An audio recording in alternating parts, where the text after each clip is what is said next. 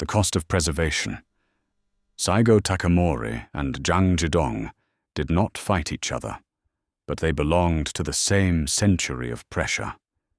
Both stood in East Asia at a moment when survival was no longer a matter of dignity alone. Both men understood that change had become unavoidable. One broke against the new state. One worked inside the old one. Both were trying to save something, and both showed that preservation is never neutral. Act 1. The Playing Field. By the middle of the 19th century, East Asia was no longer dealing with foreign presence as a distant disturbance. The pressure had entered every field that made states work. From diplomacy to knowledge itself, almost nothing was left untouched. The problem was also not simply the West, although Western force helped make the crisis undeniable. The deeper question was internal. Once a state admitted that it had to borrow from outside, it also had to decide how much of itself would have to change around the borrowed thing. Knowledge had to be learned, people had to be trained, offices had to adjust, and old forms of authority had to work with systems they had not created. Borrowing didn't stay outside the state, it entered the machinery. Act 2. Restoration by replacement. Saigō Takamori came from Satsuma, from the warrior class, a world in which political authority was still organized through domains and the inherited function of the samurai. He was not born at the top of that world, but he became one of its decisive men. By the 1860s, he was part of the movement that brought down the Tokugawa shogunate and restored imperial rule. He was involved in the Satsuma-Choshu alliance, in the military struggle against the shogunate, and in the surrender of Edo. He helped remove the old regime and make the restoration possible. Then came the problem. Restoration had to become administration. In 1871, Saigō entered the new regime and took command of the newly created Imperial Guard. With that force behind it, the leadership could take one of the central steps of the new order, the abolition of the Han, the old domains, and their replacement by prefectures. This changed the political body of Japan. Domains were part of a hierarchy, and replacing them with prefectures did not merely tidy administration. It moved power away from old regional structures and into the hands of a centralized state. The new state needed an army, but not an army built on an inherited warrior monopoly. For the samurai, this meant that their function was no longer secure. Saigō stood inside that contradiction, but a man can help begin a process and still recoil from what the process requires. The Korean crisis of 1873 became the point where Saigō's alienation hardened.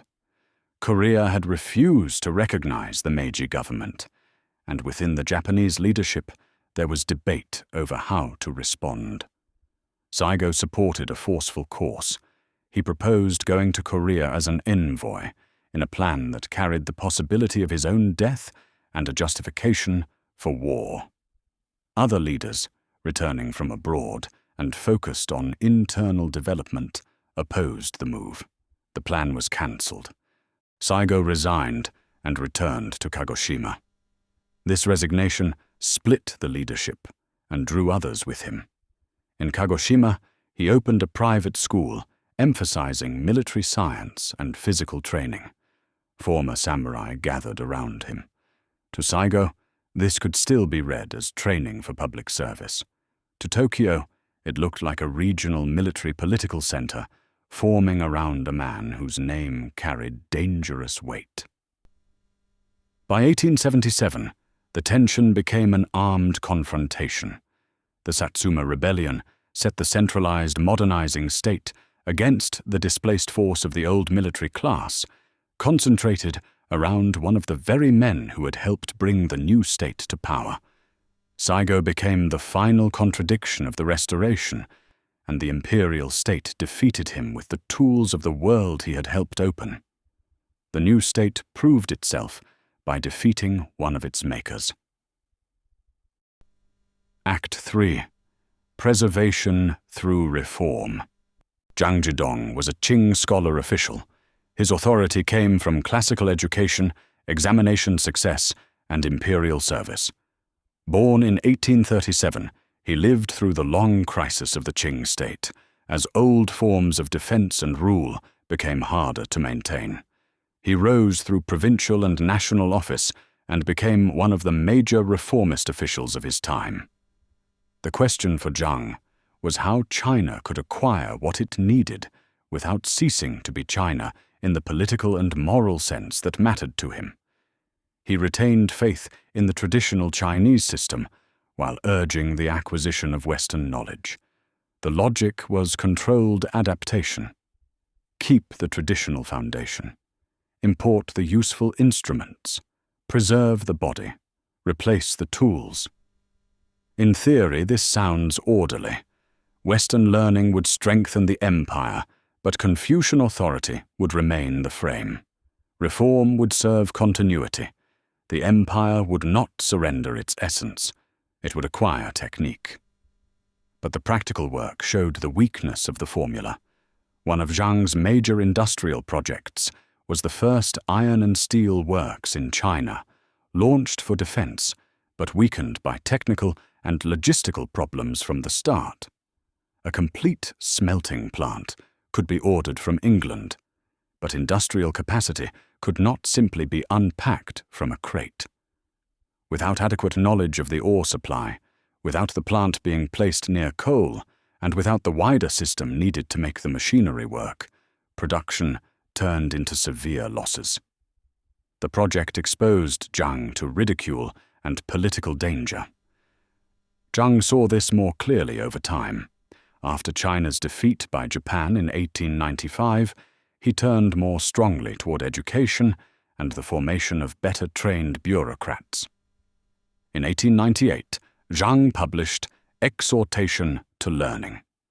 In it, he reaffirmed his commitment to Confucianism while laying out the need for Western knowledge. He was not asking China to sleepwalk. He was asking it to wake up without becoming someone else. The difficulty is that waking up changes the person who wakes. Education became one of the clearest fields of pressure. Zhang later helped draft regulations for the school system, supported the abolition of the old civil service examinations, and pushed for modern training. This was preservation through reform. But each reform altered the structure that preservation depended on. But the cost of his program was built into the program. To preserve the empire, he had to change the machinery of the empire. To keep the old body alive, he had to introduce systems that would not remain merely external aids. Reform entered as service and began rearranging the house. Epilogue. Saigō represents the betrayal of successful restoration. Zhang lives the strain of conservative reform. Both acted. Their difference is where they placed the line of survival. Both men were trying to prevent disappearance. Together, they reveal the same cruel symmetry. Saigō died after rebellion against the government he had helped make possible.